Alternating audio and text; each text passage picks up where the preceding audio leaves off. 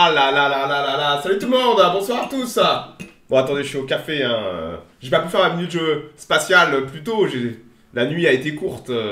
J'étais pas trop en état de faire ma minute spatiale à 14 h. C'est midi pour moi. Bah ouais, il y a 2 heures d'écart avec la France.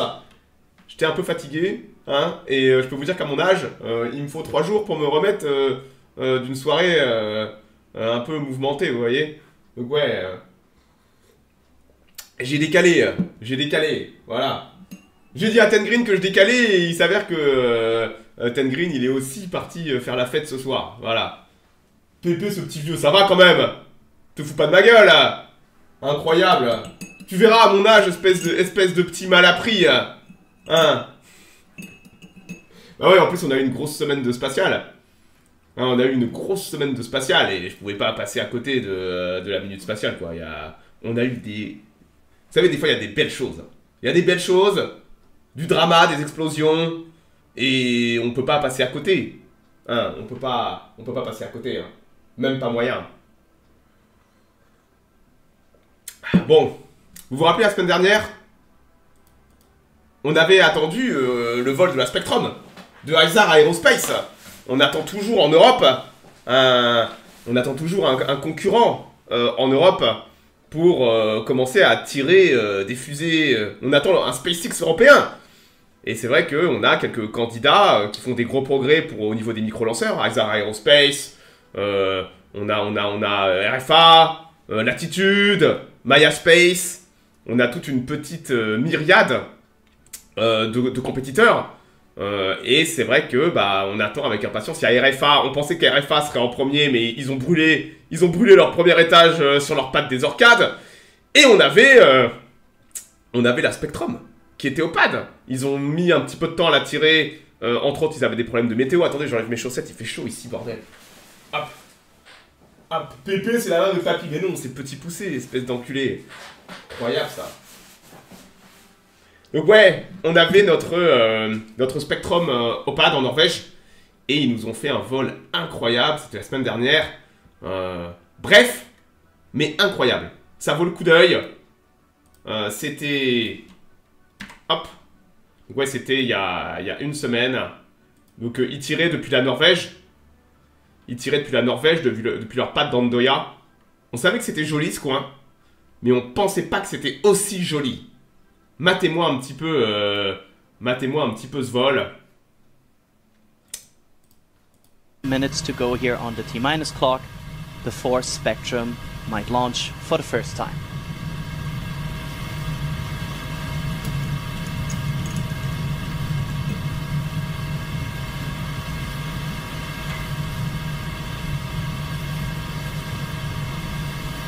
Matez un peu. Ils ont travaillé leur com, hein.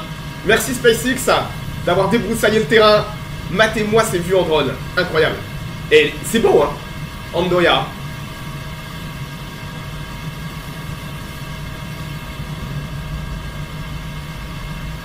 Du Propanox, absolument. C'est du propane oxygène liquide. Assez unique dans l'industrie.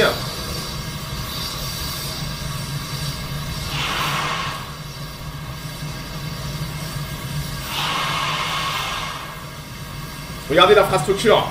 60 seconds to go here. Spectrum is still counting down to its maiden flight in under a minute from now.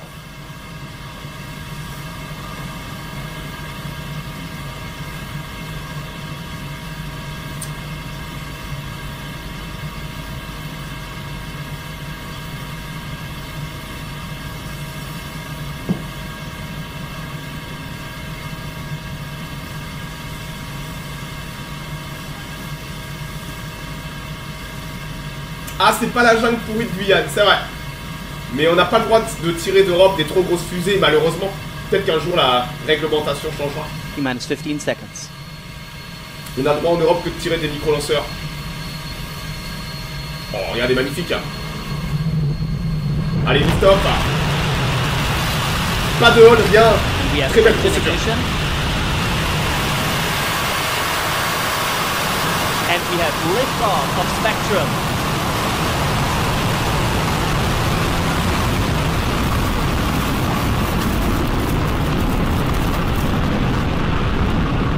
The vehicle has cleared the tower and is now starting the pitch over maneuver. Déjà là, on savait qu'il y avait un problème. Hein. Regardez, regardez, regardez, regardez. Elle a un problème d'oscillation.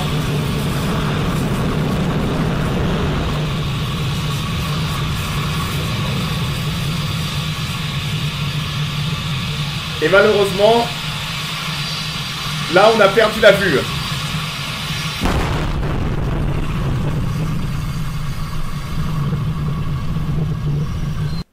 Mais Isar Aerospace, dans la foulée, ils nous ont donné les vues en drone. Ça n'a pas été facile à trouver. Ils n'assument pas l'échec, c'est pas si simple que ça. C'est que... Voilà. Mais si, ils assument totalement l'échec. Les gens sont durs. Les gens sont durs avec Isar Aerospace. Voilà l'autre vue. La vue en drone entièrement.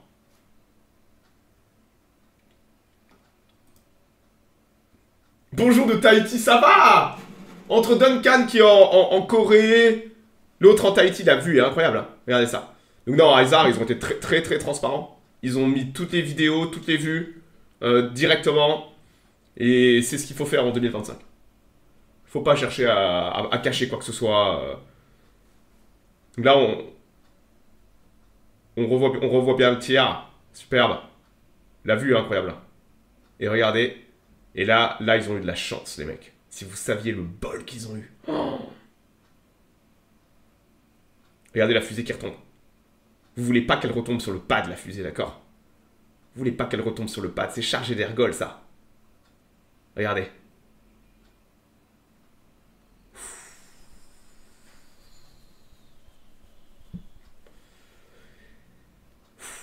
C'est pas passé loin du pad, hein. Ils sont pas passés loin du désastre, hein. Perdre la fusée, c'est pas grave. Perdre le pad, c'est catastrophique. Si vous perdez votre pad, c'est un désastre. Perdre la fusée, pas passé loin, hein. On se le refait. On se le refait pour ceux qui auraient pas vu cette vue. Ils n'ont pas d'autodestruction. Est-ce que l'autodestruction sur un délai aussi court est activable? Est-ce que tu fais exploser ta fusée aussi près du sol, avec tous les débris et tout? On peut se poser la question, certains FTS sont faits pour s'activer un peu plus tard. Et pas aussitôt. Ce qu'on a là n'est absolument pas nominal. Hein. Putain. Les débris qui retombent tout autour, on s'en fout, il n'y a rien. C'est de la ferraille, il n'y a rien. On s'en fout des débris. Si là vous faites exploser, regardez, si vous faites exploser maintenant votre fusée, avec les FTS, vous allez avoir une zone d'impact énorme. D'accord, 47 mois, merci mec, tu régales. Donc ouais, vous allez avoir énormément de débris, de shrapnel, vous allez peut-être faire plus de mal en activant les FTS que en laissant la fusée impacter. Et regardez, c'est pas passé loin du pad, hein. Ils sont à même pas une centaine de mètres du pad. Ils ont compris d'où vient le problème, bien sûr.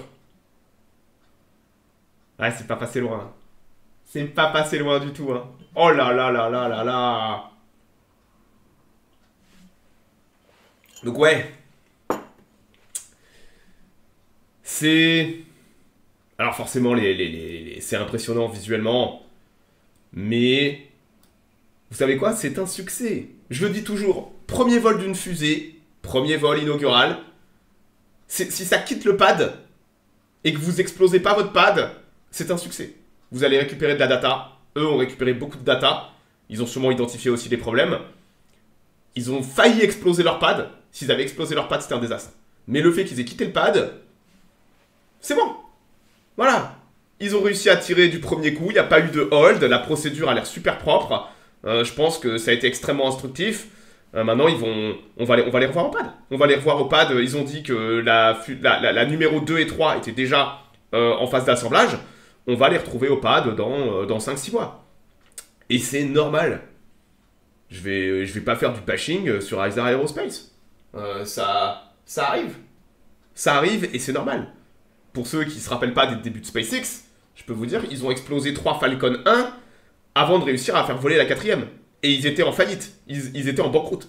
Ils n'avaient plus d'argent. C'était la dernière fusée qu'ils avaient en stock, ils étaient en banqueroute. Soit ça volait, soit c'était fini. Et c'est normal d'exploser des fusées. C'est normal. On n'est plus habitué à ça, mais c'est totalement normal. Et c'est comme ça que vous allez apprendre. Et bah, on est habitué à voir Starship exploser, et tout ça. Mais preuve qu'il n'y a pas que SpaceX qui explose des fusées. Parce que l'espace c'est difficile. Et dites-vous que là, eux tirent une petite fusée. Hein. Ils tirent une petite fusée. SpaceX, il tire un monstre. Voilà. Donc c'est pour vous rappeler que l'espace est difficile et que l'échec est acceptable à condition que vous ayez les reins financièrement, les reins assez solides. C'est ça le problème. Exploser une fusée, c'est pas grave. Mais est-ce que vous avez l'argent? Est-ce que vous avez les capacités financières? Ce sont des petites compagnies. Est-ce qu'ils vont avoir les Isar Aerospace? Est-ce qu'ils vont avoir les reins assez solides financièrement pour accepter l'échec? Combien de temps? Est-ce qu'ils vont exploser leur deuxième? Leur troisième? Ça devient inquiétant si vous n'êtes pas capable très vite d'arriver au succès. Voilà. Donc c'est ça qui est inquiétant pour ces compagnies-là. C'est pas d'exploser des fusées. Exploser des fusées, c'est normal. Surtout sur des prototypes et tout ça. Mais combien de fusées vous allez exploser avant de parvenir à aller en orbite? Et est-ce que financièrement, vous allez être capable de tenir ça? On a vu des compagnies comme Astra. Astra qui est de retour d'ailleurs. Ils ont levé 80 millions de dollars. Et on retrouvera Astra au pad sûrement l'année prochaine. Une très très bonne nouvelle. Mais ouais, c'est un écosystème assez terrifiant, le New Space.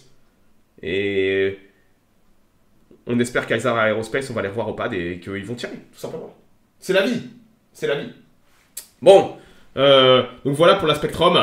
On la reverra, j'espère. Donc la course est toujours lancée de qui va aller, quelle compagnie privée européenne va aller en orbite, la première en orbite depuis l'Europe.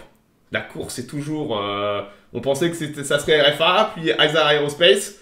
RFA, maintenant, est encore favori. Peut-être qu'ils vont réussir à aller au pad avant Isar. On verra bien. On verra bien. Bon, pendant ce temps... Regardez.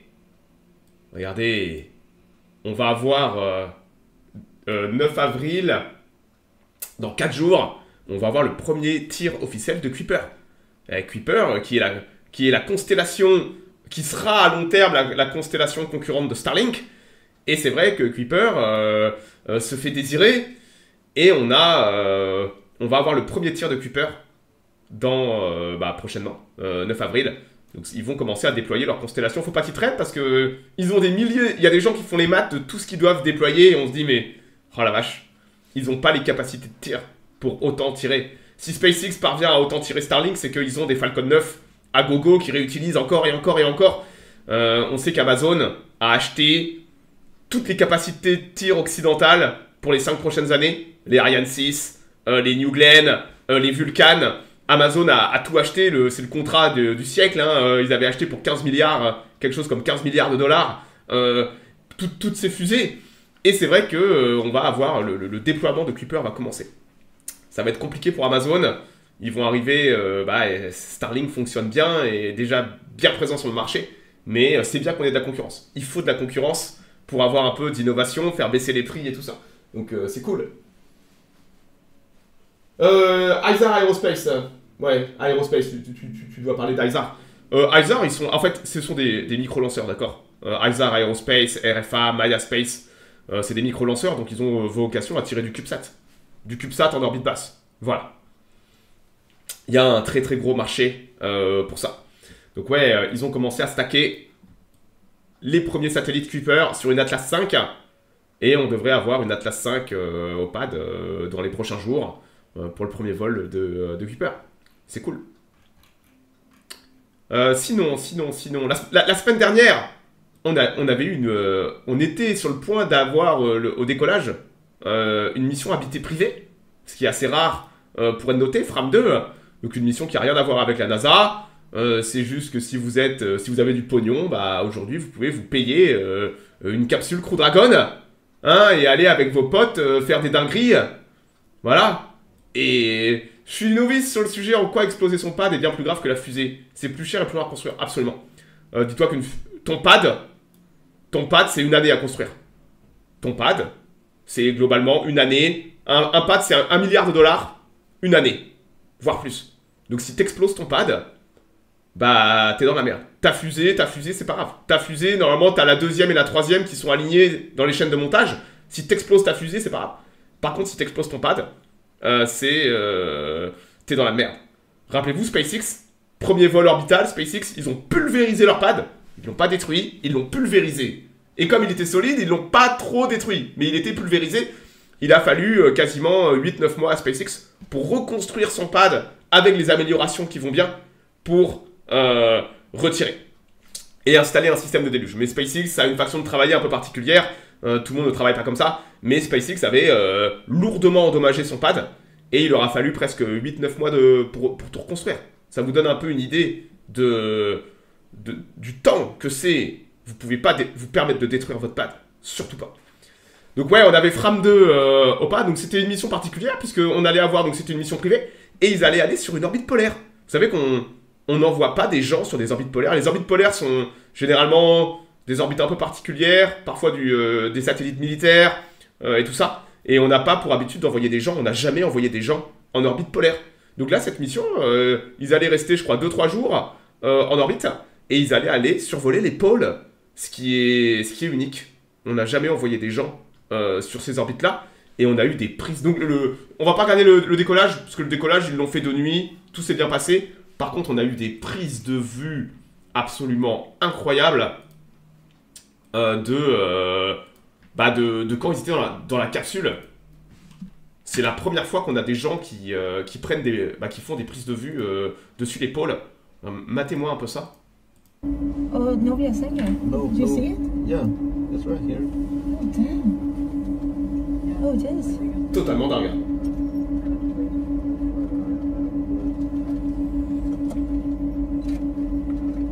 The largest atomic bomb Les images sont incroyables. Hein. tested here. Tu sais qui est dans la capsule? Ouais, j'avais les noms là, attends. And all this ice. Oh là, regardez ça. Que de la glace. Incroyable. L'Antarctique peut-être. And further north. Oh, you moved. Ça coûte combien un voyage sur Crew Dragon? Ouais, pense un bon 80 millions de dollars. Arctic Ocean. Des gens importants. Non, un mec avec du blé qui a amené ses potes là-haut. Écoutez-moi, si vous me filez 100 millions de dollars, c'est ce que je fais les mecs. Hein. Vous me filez 100 millions de dollars, je fais ça. Rien à foutre du reste. Rien à foutre. Je fais ça. What is going on over the Arctic at the moment?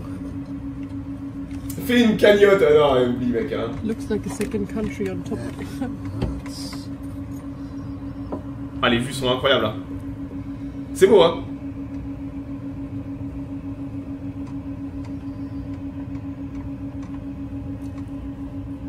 I didn't know we have this kind of cloud formation in the Arctic, higher Yeah. in the latitude. Well, there's actually a thing called the Arctic hurricane. Yeah. Oh, Yep.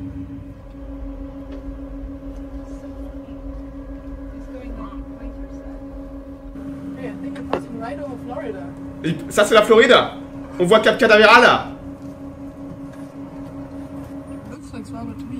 Looks very much like Svalbard. Maybe. C'est le Svalbard. C'est le Spitsberg, les mecs. Pôle Nord, Spitsberg. Lawyer down there. I Incroyable. don't know, where's the Longyearbyen? Yeah, it's some. Ah, yes, Svalbard, right. Yeah. I saw that.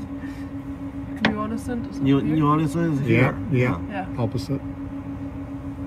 Les îles du Spitsberg. I have internet right now. You do? Shit. I'm gonna tell Marty I'm flying over her at the moment. How Yeah. fun. Maybe the Longyearbyen is here. Yeah. Yeah. Look at that camera. Do you see Jesus. any human? Putain, ils ont une bonne cam, hein. Incroyable. Here's the airport, maybe. I think the airport is further. there. Regardez, on voit la piste d'atterrissage de l'aéroport au Svalbard. Vous avez vu la piste? On la voit. Take a photo. Yeah, you can. That probably look like the airport. Incroyable. Maybe just go out the. Flying over you right now. Eric, What are you doing, Eric? Sorry, John. Well, I'm having a conference call like you do from space, right? Avec Starlink, les mecs. Calling for what? I'm talking to my son. Yeah. Il cause, il cause avec son fils, avec Starlink en live. Eh, He's mec, in Los Angeles. le futur, hein. Waiting for us to splash down. Son gamin il est à Los Angeles, l'autre il est dessus l'épaule. Yeah. C'est beau. Le futur, les mecs. See you tomorrow. I think, yeah. I think tomorrow. Donc voilà. Incroyable, hein. Donc en tout cas, ils sont revenus hier. Ils sont revenus hier. Attendez, je vais vous montrer le retour. Donc ouais, forcément, vu qu'ils vont pas à l'ISS, ils peuvent pas rester longtemps. Hein. Vous avez des limitations logistiques. Vous pouvez pas rester 2 semaines en orbite. Hein. Quel est son ping dans l'espace? Probablement meilleur que toi en France. Avec Starlink. Là, ils ont du Starlink professionnel. Je peux vous dire que les pings dans l'espace sont incroyables. Alors, voilà. Et ça, c'était hier. C'était hier. Comme ça. Hop. Donc là, la capsule, elle s'est posée au large de la Californie. SpaceX est en train de commencer à déplacer toutes ses activités de récupération de capsules. Ils basculent de la Floride à la côte ouest. Make their way back down to Earth and amazing daytime views. Incroyable. I love that we got the opportunity to do this. You could see Petite vanne, Dragon. ouais, tu pourrais jouer à Age of Empires 2 sans problème dans Copy, l'ISS. 200 meters and braced for splashdown. Inside of that Dragon capsule are the 4 From-2 crew members about to splash down here in just a few seconds.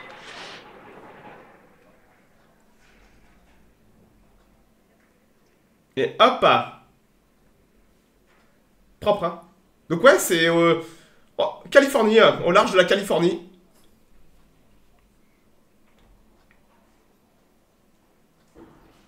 Et le petit splash, tranquille.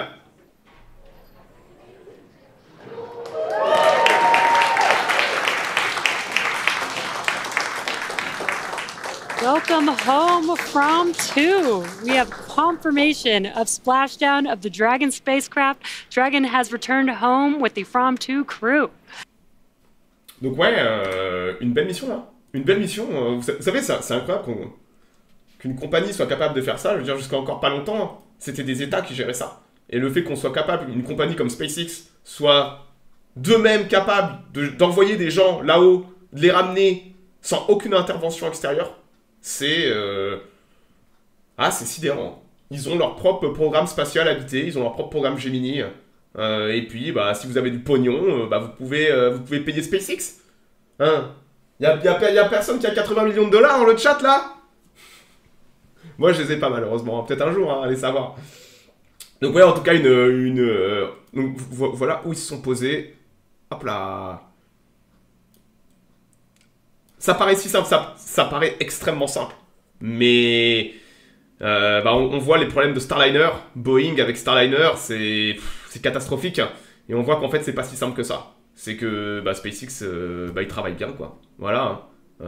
80 millions de dollars zimbabwéens. Non, mais avec 80 millions de dollars zimbabwéens, tu t'achètes une sucette au magasin de friandises du coin. Voilà. Donc, ouais, ils ont fait un splash juste au large de... juste au large de la Californie. Hop là. Et la capsule qui a été récupérée. Et dans la foulée, ils sont restés que 4 jours en orbite. Donc ils n'ont pas eu de soucis. Alors si, ils ont été malades le premier jour, mais c'est normal. Hein. Quand vous allez en orbite, ça dépend des gens. Mais vous allez souvent vous allez avoir le mal de l'espace. D'accord? Vous allez être malade. Un peu comme le mal de mer, vous allez avoir le mal de l'espace. Certains oui, d'autres non. C'est totalement aléatoire. Et à part ça, bah, ils sont restés 4 jours en orbite, donc ils n'ont pas eu... Regardez là, ils sont tranquilles les mecs. Mais bon, ils en ont pris plein les yeux. Hein, classe, hein. Classe, hein, putain. Il y en a qui ont de la chance, hein. Ah, je voudrais bien, moi, aller là-haut aussi. Hein. Bon. Hop. Et maintenant, on va causer direction Boca.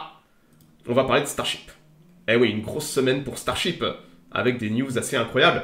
Déjà, SpaceX a commencé à détruire la méga baie. La méga baie. Vous savez, là où ils stackent et tout ça. Donc c'était un des premiers gros bâtiments. Ils sont en train de le détruire.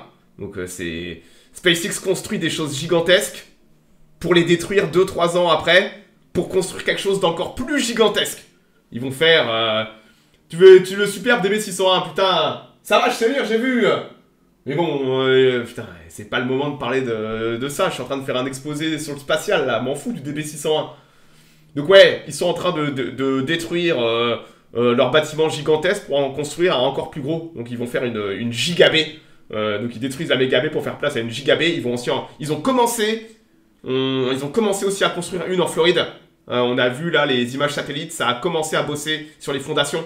Donc on va avoir à la place un gigantesque bâtiment monstrueux qui va tout concentrer à l'intérieur. Donc ouais, et pour ça ils ont besoin de place. Donc ils sont en train de détruire. Vous savez, c'est totalement absurde. Déjà ce bâtiment est gigantesque, ils le cassent. Ils cassent le bâtiment pour en mettre pour faire un truc encore plus gros à la place. C'est totalement SpaceX dans la démesure qui va avec. Donc ouais, on va avoir un truc encore plus gros. Il va sûrement falloir une bonne année pour le construire. Peut-être un peu moins, 7-8 mois. Peut-être fin 2025, je pense qu'on aura déjà un truc propre, quasiment terminé. Donc ouais, ça va être quelque chose. Hein. Bon, vous vous rappelez de la rumeur? On va parler du vol 9 maintenant. Vol 9 de Starship. Après le spectacle son et lumière des vols 7 et 8 dessus les Caraïbes, mine de rien, ils ont été quand même capables de récupérer 3 boosters. Ce qui est énorme. Et la rumeur insistante, c'est que B14 allait revoler. Donc je vous avais dit que si B14 allait au pad, pour faire un feu statique, c'était B14 qui allait voler, d'accord? Vous amenez pas un Starship au pad, un booster au pad, juste pour le plaisir. Et les rumeurs étaient fondées, bordel de merde. C'est dur de garder un secret, hein. Il y a des gens sur Twitter, ils ont des potes à SpaceX qui leur balancent des informations, et certains sont très très bien renseignés sur ce qui se fait en interne. Ils n'ont sûrement pas le droit de dire certaines choses et tout ça, mais la rumeur était fondée, puisqu'il y a quelques jours, en pleine nuit, B14, le giga de Chad, donc ce booster, a volé pendant le vol 7. C'est le booster qui a été récupéré par SpaceX au vol 7. B14 a été amené au pad, à notre stupéfaction. Et B14 a été amené au pad pour son feu statique. Pour son feu statique. On était tout ça, mais c'est pas possible. Ils vont vraiment faire revoler le booster. Ces espèces de tarés. Hop là. Et il a été amené au pad, donc ce booster a déjà volé. Il est giga clean. On voit qu'il est un peu toasty, hein, regardez là sur le côté. On voit qu'il a déjà du vécu, hein. Mais c'est historique, quoi. Les mecs, c'est la première fois qu'on... Alors, on est habitué à voir les Falcon 9 revenir, et les Falcon 9 être réutilisés. Mais c'était déjà incroyable de faire ça avec des Falcon 9, c'est risqué. Mais bien sûr que c'est risqué, c'est des malades. Ils sont complètement tarés. Et ils vont se dire, bah écoutez, on va... Et il y a une vision derrière ça, d'accord? Il y a une vision derrière ça, on va en reparler. Et dans la foulée, il a été amené... hop là. Ouais, j'ai parlé de Isar Aerospace qui a explosé sa fusée en Norvège, rien d'exceptionnel. L'important, c'est de ne pas pulvériser le pad. Ils ont appris énormément de choses. Le pad est intact. On les retrouvera d'ici 4-5 mois avec une nouvelle fusée. Donc là, on a B14 qui a été levé, mis sur l'assiette, en vue de son feu statique. Superbe. Matez-moi un peu ça. Donc la question qu'on se posait tous, c'est combien de moteurs ont été changés? Hein, sur les moteurs d'origine, combien de moteurs ont été changés? Est-ce qu'ils ont gardé tous les moteurs? Est-ce qu'ils ont viré tous les moteurs pour les retester? On ne sait pas ce qui s'est passé pendant tout ce temps. Est-ce qu'ils ont enlevé tous les moteurs pour les renvoyer à McGregor pour faire des feux statiques et retester les moteurs? On ne connaissait pas le détail. Hop là, donc les photos sont... hop là, les photos sont magnifiques. Hop là. Et il s'avère que dans la foulée, SpaceX n'a pas traîné. Ils ont fait un superbe feu statique. On va aller voir ça. On en a pris plein les yeux. Hop. Hop. Voilà.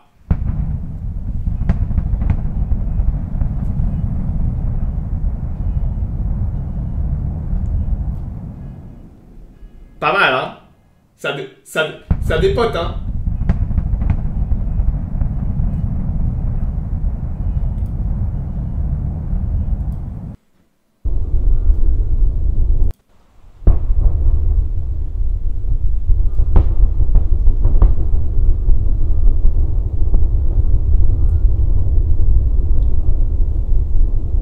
Incroyable, hein. Première fois qu'on refait voler un booster.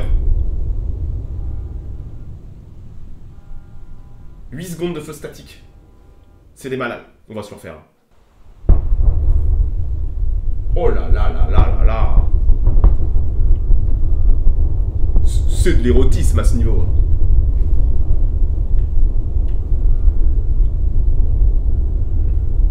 Et on en a une dernière.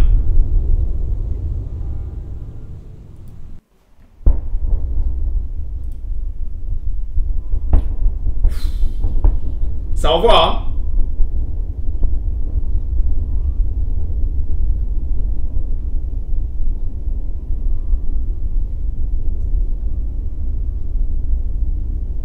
Et il a duré le feu statique. Hein. Super. Incroyable. Je pèse mes mots. Hein. Je pèse vraiment mes mots. Hop là. Les images sont superbes. Hop là. Il y a plein de moteurs. C'est une question de mentalité. C'est une mentalité très occidentale qui date entre autres du programme Apollo de faire des grosses fusées avec des moteurs très puissants. Déjà, Starship est gigantesque, d'accord? C'est la fusée la plus lourde de l'histoire de l'aérospatiale. Donc tu peux aller aussi lourde, aller en acier inoxydable. C'est pas du carbone. Donc il lui faut énormément de puissance. Et pour ça, bah, tu vas mettre beaucoup de moteurs.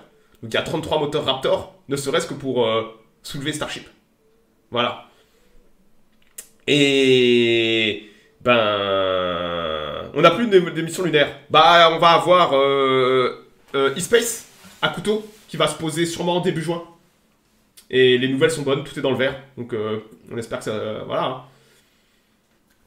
Donc ouais, c'est... ce qu'on a là, c'est assez incroyable. J'insiste sur le fait que... ils veulent falconiser Starship, d'accord? Je le répète depuis toujours. Ils veulent pas juste se contenter de tirer la fusée. Ils veulent pas juste se contenter de tirer Starship. Ils pourraient. Ce qu'ils veulent, c'est tirer un Starship tous les 3 jours. Ils ont ça en vision. C'est Elon Musk. C'est sa vision. Pour ça, c'est un visionnaire. Qu'on le déteste ou pas. Il y a que ça qui compte. Ils veulent tirer un Starship tous les 3 jours. Voire plusieurs Starships par jour. Pour ça, il va leur falloir énormément de boosters. Et ils ont cette vision de récupération, comme la Falcon 9. Aujourd'hui, on tire en moyenne une Falcon 9 tous les 2-3 jours, parce qu'elles sont réutilisées. Ils veulent faire exactement la même chose avec Starship. Et ce que vous avez là, ils ont récupéré toutes les leçons de la Falcon 9 en termes d'infrastructure logistique, de planification logistique, et ils appliquent ça à Starship. Et c'est totalement dément que là, ils soient déjà capables de réutiliser un booster. Donc SpaceX a confirmé, il y a là sur les moteurs, sur le feu statique, il y a 29 moteurs sur 33 qui ont déjà volé. 29 moteurs sur 33 qui étaient là au vol 7. Ils ont juste dégagé 4. Ils ont juste dégagé 4 Raptors. Quel intérêt de tirer un Starship tous les 3 jours? C'est pour mettre du sat en orbite, bien sûr. La première mission de Starship, ça va être de déployer du Starlink. Du Starlink, du Starlink, du Starlink. La constellation est en constante augmentation. Ils voudraient aussi mettre en orbite des nouveaux satellites que la Falcon 9 n'est pas optimisée pour embarquer. Donc ils veulent embarquer, il leur faut pour ça un plus gros lanceur. Donc la mission numéro 1 de Starship, ça va être de déployer du Starlink. Et après cela, une fois que tout ça, ça fonctionne bien, qu'on est capable de récupérer des boosters comme là, le fait qu'ils soient déjà capables d'amener B14 au pad, alors qu'ils l'ont récupéré, enfin vol 7, c'est totalement fou. C'est historique hein, ce qu'ils font là. C'est une prouesse technologique totalement démente. Bah, on va commencer à causer après à... Aujourd'hui, la Falcon 9, ils ont 3 pads opérationnels, d'accord? 3 pads. Avec ces 3 pads, ils sont capables de tirer une fois tous les 2 jours. 2-3 jours, d'accord? Donc ils ont le pad à Vandenberg, en Californie, et ils ont 2 pads en Floride. Là, on a déjà sur le papier 3 pads de Starship qui sont en train de monter en puissance. On a le pad là qu'on connaît d'où il tire, tout. On a le pad à côté, le deuxième pad en construction à côté, et on a un 3e pad en Floride, et sans aucun doute qu'ils ont dans les cartons de construire encore plus de pads. Quand vous allez... Donc, non seulement ils veulent falconiser Starship, mais je pense qu'ils ont l'intention d'en tirer encore plus. Voilà. À force de garnir la constellation Starlink, elle n'arrive pas de prendre beaucoup de place en orbite. Bah écoute, on verra quand il y aura plus de place. Hein? On verra quand il y aura plus de place. T'inquiète, il n'y a pas que Starlink, hein. Il y a aussi les Chinois qui vont mettre 2 méga constellations. Il y a les Européens qui veulent mettre Iris 2. Il y a Kuiper. Il y a Amazon qui arrive avec Kuiper. T'inquiète pas, mon gâté. Il y a de la place là-haut. Il y a de la place. Et quand il y aura plus de place, bah... Eh ben, il y aura plus de place. On verra même plus la Lune, t'inquiète pas, va. Starshield aussi, hein, il y a les satellites militaires du Pentagone, la constellation Starlink du Pentagone. Les mecs, vous pouvez pas aller contre le progrès, d'accord? Didier! Merci mec! On souhaite au B14 de réussir son retour, mais c'est pas fait. Ouais. Vous savez que là, ils prennent un énorme pari avec B14. Hein, on est clair, hein. Ils tentent un énorme pari. C'est qu'ils vont refaire voler un booster qui a déjà volé. On ne sait pas... Alors, je ne pense pas qu'ils vont le récupérer, d'accord? Ça serait très très étonnant qu'ils tentent une récupération du booster. Je pense pour plusieurs raisons. Déjà parce que c'est risqué, mais surtout, pourquoi faire? Pourquoi faire? Ils en ont pas besoin. Ils en ont pas besoin, il est obsolète. Et oui, B14, il est obsolète. Il y a déjà B16, B16 qui attend, B17... il est obsolète. Donc là, ils se disent, on va apprendre des choses et on va tester de refaire voler un booster pour des raisons pratiques, pour l'amour de la data. Exactement. Ils veulent récupérer de la data, ils veulent voir si c'est possible de refaire voler le booster, voir comment il va se comporter, et ils vont, je pense, le mettre à la flotte. Ils vont faire comme d'habitude. Ils vont tenter un amérissage parfait et ils vont le mettre à la flotte. Parce qu'il n'y a aucun intérêt à prendre le risque, c'est ça le truc. Rappelez-vous que le pad est plus important que Starship. Il n'y a aucun intérêt à prendre le risque de récupérer un booster qui est totalement obsolète. Ils savent que la récupération fonctionne déjà bien. Ils arrivent déjà à tout récupérer, ce qui est totalement incroyable. Mais il n'y a aucun intérêt à le récupérer. En tout cas, peut-être que je me trompe. Hein, ils vivent dans leur monde, SpaceX. Mais il n'y a aucun intérêt à tenter de récupérer le booster. Et je pense qu'ils vont le faire voler et ils vont le poser dans le golfe du Mexique. Tranquillement. Voilà, et ça serait déjà totalement dingue. Voilà. On a l'impression que l'espace autour de la Terre est saturé. Écoute, tous les gens qui disent ça, généralement, je leur montre une photo de l'Atlantique Nord. Je leur montre une photo de l'Atlantique Nord en temps réel. Et je leur montre tous les avions. Et je leur dis, regardez comment c'est saturé l'Atlantique Nord. Il y a de la place là-haut, les mecs. Il y a beaucoup de place là-haut. Mais ça ne veut pas dire qu'on va pas avoir des problèmes à long terme, en termes d'encombrement. Moi, je dis, c'est qu'une question de temps avant qu'on crée des contrôleurs spatiaux internationaux, simplement pour faire la police là-haut. Et voilà. Et les débris sont encore un autre problème. Vous avez les débris, vous avez les satellites, vous avez des problèmes d'encombrement. Et ouais, mais il y a des solutions à ces problèmes. Il y a des solutions à ces problèmes, sans aucun doute.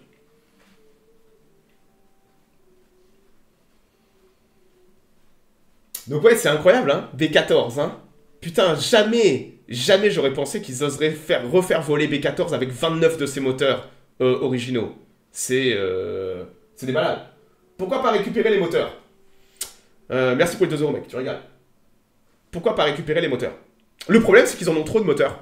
Didier, ils sortent un moteur Raptor par jour. Ils ont, à l'instant T, ils ont trop de moteurs. Ils ont trop de moteurs par rapport à leur capacité de tir. Pour faire simple, trop de moteurs. Il y a un lancement de prévu ce soir pendant l'émission. Non. non, c'est juste que j'avais trop la gueule de bois pour faire mon... ma minute spatiale à 14h. J'étais un peu fatigué. Mon grand âge, hein, tu sais, quand je fais des folies, moi, c'est compliqué. Hein. Donc ouais, la réponse, c'est que SpaceX a trop de moteurs Raptor. Ça semble dingue, hein, mais dites-vous que quand ils récupèrent un booster comme ça, ils récupèrent 33 moteurs Raptor. Donc vu qu'ils ont récupéré 3 boosters, ils ont récupéré 99 moteurs Raptor. Ils croulent sous les moteurs. Ils ont trop de moteurs. Ils ont des problèmes de riches.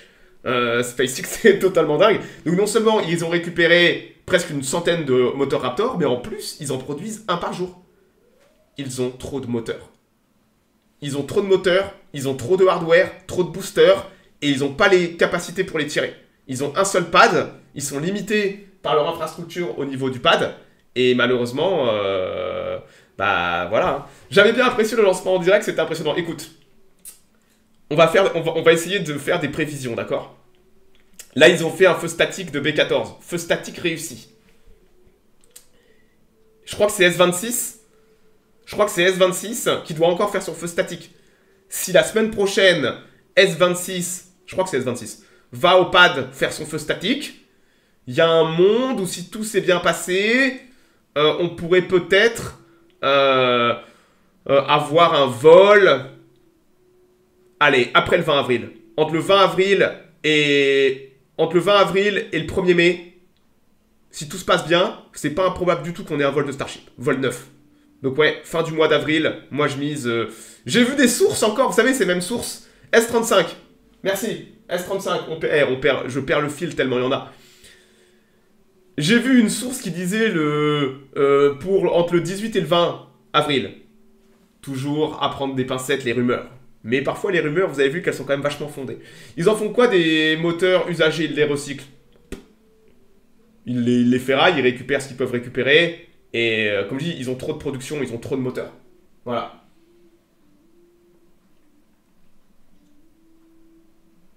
C'est pour ça qu'ils continuent à fabriquer, bien sûr. Sachant qu'ils préparent aussi l'arrivée des Raptor 3. Donc ils continuent de produire des moteurs. Et vous savez, une fois que les chaînes de montage sont lancées, c'est ça qui est hallucinant, vous savez... Faire un moteur par jour, un moteur fusée par jour, c'est totalement hallucinant. Et ils ont besoin d'avoir une telle capacité de production parce que bah, sur un Starship, vous avez les 33 moteurs du booster, vous avez les 6 moteurs sur le ship, donc vous avez 39 moteurs Raptor par ship. Ça fait beaucoup de moteurs. Hein. Donc quand vous commencez à avoir beaucoup de boosters et beaucoup de chips, il faut avoir des grosses capacités de production. Donc ouais, c'est pour ça que Starship... S35 ou S36, j'oublie moi. J'oublie. Ouais, donc on va avoir un vol de Starship prochainement, hein, et on va avoir le premier vol avec un booster recyclé. C'est des malades. C'est une prise de risque assez folle, mais ça vous dit long sur la confiance qu'ils ont dans le booster. On a vu que le ship, c'est plus compliqué. Ils ont pulvérisé 2 ships dessus les Caraïbes. On voit qu'ils ont des problèmes avec Starship V2. Par contre, le booster, à notre grande surprise... Le booster, ce qu'on vraiment on pensait ce qui allait être l'élément le plus compliqué, la récupération du booster, la remise en état du booster, tout ça, je pense, et se passe incroyablement bien. Peut-être à leur grande surprise aussi, au point qu'ils ont tellement la confiance qu'ils vont faire voler un vieux booster pour tester. Et ils vont le casser. Ils vont l'envoyer à la flotte, mais ils vont voir si c'est possible, et ils vont voir comment il se comporte. Tout simplement. On en est là. Ils sont prêts pour ce vol à faire voler un vieux booster avec 29 de ces vieux moteurs. C'est des malades. On vit une époque incroyable. Littéralement. Hein. Je pensais pas qu'ils oseraient faire ça aussi vite. Mais c'est la preuve qu'ils ont la confiance. Ils ont une énorme confiance pour faire ça. Et c'est vrai que le booster se comporte plutôt bien. Le booster se comporte incroyablement bien depuis le début des vols. Et ouais. C'est des malades. C'est des malades. Bon. Je vais m'arrêter là. Normalement... je récupérerai ma session de Terra Invicta demain soir. Ou demain soir à la place de Ultimate General Civil War. Je suis encore trop salé de hier soir. Et là, je vais aller dormir maintenant. Parce que je suis un petit peu fatigué quand même. On va pas se cacher. Hein. Demain, en début d'après-midi, je ferai du Divide and Conquer. On retournera à Eregion.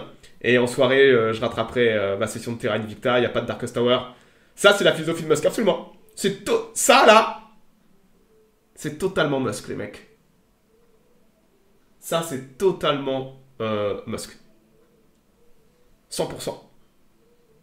Il n'y a que Musk qui est prêt à faire ce genre de pari et dire à ses équipes, vous me refaites voler le vieux booster. Si vous avez la confiance, amenez-le au pad. Là où d'autres mentalités dans l'aérospatiale seraient là, non, on peut pas prendre le risque.